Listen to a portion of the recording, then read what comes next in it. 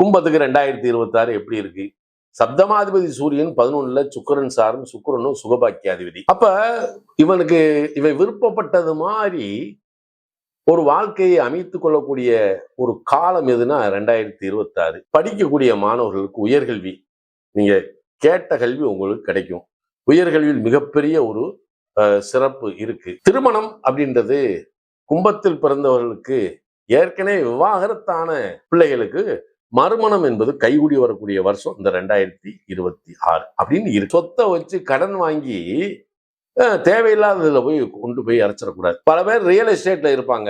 அவங்களுக்கெல்லாம் இந்த 2026 நல்ல பலனை கொடுக்கும். உங்களுக்கு இந்த குரு தொழில் வளர்ச்சியை கொடுத்து பொருளாதார அபிவிருத்தியை கொடுத்தே ஆகணும்ன்ற ஒரு கட்டாய சூழல் இதுல இருக்கு. வருமானத்தை கூட்டி கொடுத்து வாழ்க்கையை மாற்றக்கூடிய ஒரு ஆண்டு இந்த 2026 அப்படின்றதுல மாற்றமே கிடையாது.